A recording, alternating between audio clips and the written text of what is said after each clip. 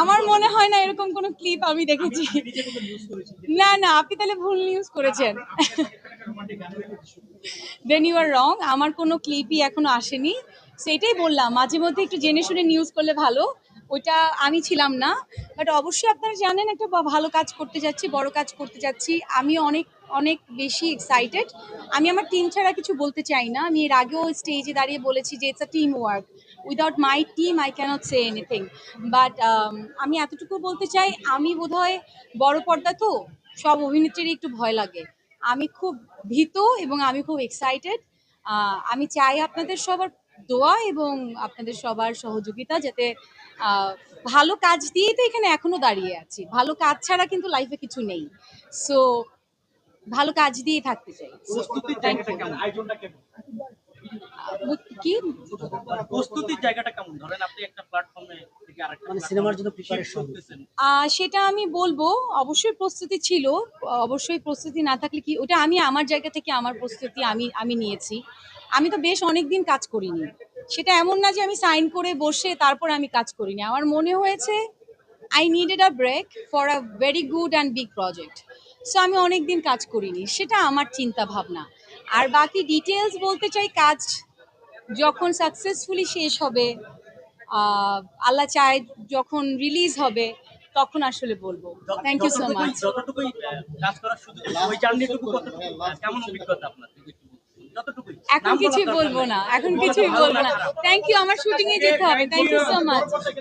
আমি যখন গল্প শুনেছি তখন আমি আমার ডিরেক্টরকে বলছি আমি তো ঘুমাই থাকবো, তাইলে প্রথম প্রথম 1.5 ঘন্টা না 1 ঘন্টা ঘুমিয়েই থাকবো। বাট না, আমি বলবো অ্যাক্টিং এর জায়গা থেকে this is the most difficult performance. Because it's not যে আমি ঘুমিয়ে আছি।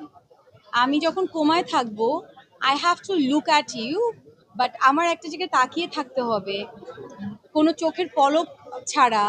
ইভেন আমি একটা অক্সিজেন পড়েছিলাম 24 আওয়ার্স, যেটার কারণে আমার রিয়েলি অক্সিজেন নিতে হয়েছে প্রায় 3 to 4 আওয়ার্স। সো যতটা আসলে ইজি মনে হয় ততটা ইজি না। আচ্ছা ওটিটির জন্য অবশ্যই অবশ্যই, আমি কখনো কিন্তু বলি না যে আমি এই কাজ করছি, আমি আগের কাজ করব না, বা আজকে আমি নাটক করছি করছি না, ওটিটি করছি, আমি নাটক করব না। No, this is not my ethics, this is not, মানে আমার চিন্তাধারার বাইরে এটা।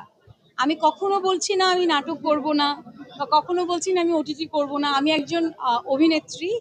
আমার যদি গল্প ভালো লাগে, আমার যদি অভিনয় করার জায়গা হয়, সেটা যে কোনো কিছু হতে পারে। সেটা যদি মঞ্চ নাটক হয়, যেটা আমি কখনো করিনি, আমি সেটাও করব। সো এই তো। সবাই আসলে সো আপনাদের যে উত্তেজনাটা, সেটা আমার কাছে এখন ভালোবাসাই মনে হয়।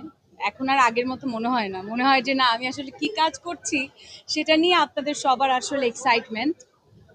সো ভালো লাগছে যে এই অ্যাওয়ার্ডটা পাওয়া।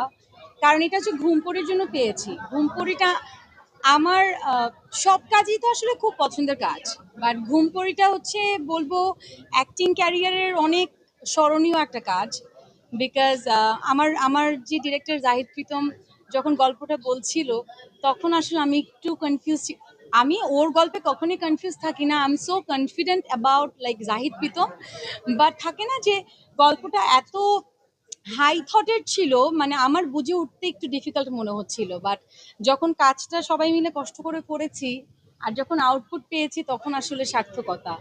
অসুস্থ হয়ে গিয়েছিলাম অনেকবার ঘুমপুরি করতে গিয়ে, অক্সিজেন সহ ছিলাম। বাট হ্যাঁ, ঘুমপুরির জন্য অনেক ভালোবাসা পেয়েছি। So thank you so much.